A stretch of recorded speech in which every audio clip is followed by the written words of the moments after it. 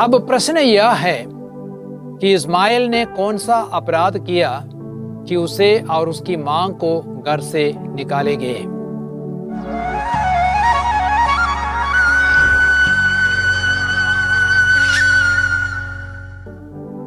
Bible से सवाल एवं जवाब एपिसोड 5 में मैं आप सबों का हार्दिक स्वागत करता हूं। उत्पत्ति ग्रंथ का चौथा भाग। अब उत्पत्ति ग्रंथ से एक 12वां प्रश्न है।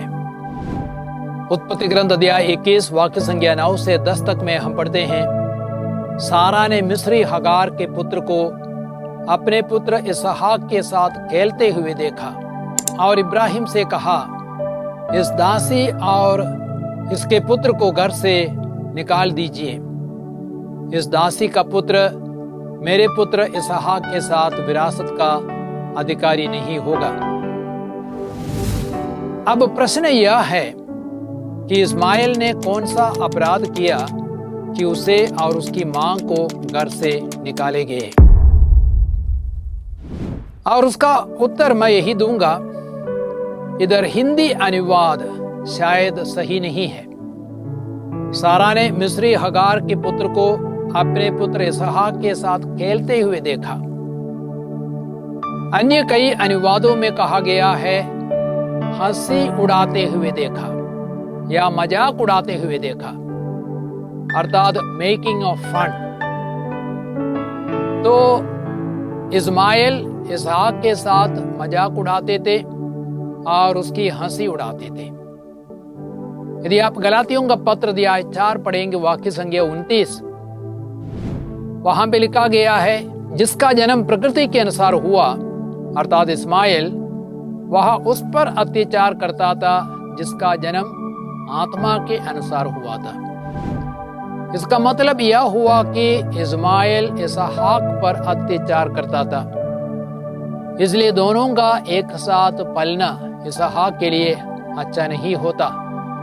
अतः सारा का आचरण न्याय संगत था।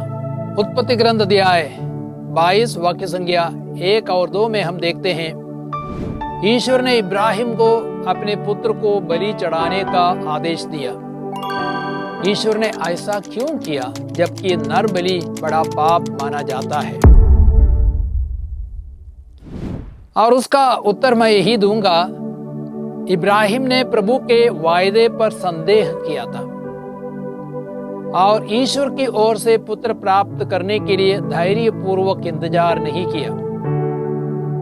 उसने अपने तरीके से एक पुत्र को प्राप्त करने की कोशिश की।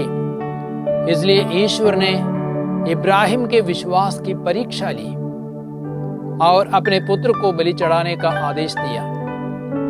और हम देखते इब्राहिम का विश्वास इतना महान था कि वह अपने पुत्र को भी बलि चढ़ाने को तैयार हो गया। उसका यह विश्वास था कि ईश्वर मृत बच्चों को भी जीवन प्रदान करेगा।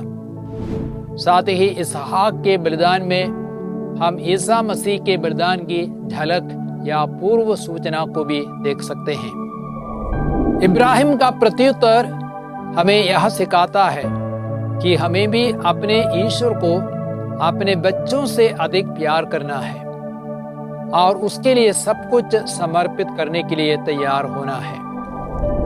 अब एक 14वां प्रश्न उत्पत्ति ग्रंथ से उठाया गया है और वह है उत्पत्ति ग्रंथ अध्याय 24 वाक्य संख्या 2 में हम देखते हैं, इब्राहिम ने अपने नौकर से कहा, अपना हाथ मेरी जांघ के नीचे रखो और शपथ लो कि कनान देश की कन्याओं में से किसी को भी मेरे पुत्र की पत्नी नहीं बनाओगे, बल्कि मेरे संबंधियों के बीच से मेरे पुत्र इसहाक के लिए पत्नी चुनोगे।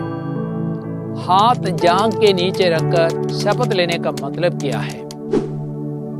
बहुत ही अच्छा सवाल पूछा और उसका उत्तर यह है, इन दिनों हम अपना दाहिना हाथ उठाकर या पवित्र ग्रंथ पर हाथ रखकर शपथ लेते हैं, लेकिन इस्राएली जिसके सामने शपथ खाते थे उसके जांघ के नीचे हाथ रखकर शपथ लेते थे।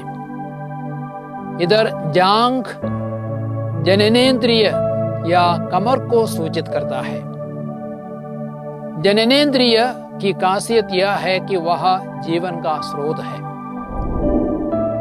उत्पत्ति ग्रंथ अध्याय 47 वाक्य संख्या 29 में भी हम देखते हैं, याकूब ने यूसुफ से भी कहा, मेरी जांघ के नीचे अपना हाथ रखकर शपथ खाओ कि मिस्र देश में मुझे नहीं दफनाओगे, बल्कि कानान देश में मेरे पूर्वजों के समाधि स्थान में मुझे दफनाओगे।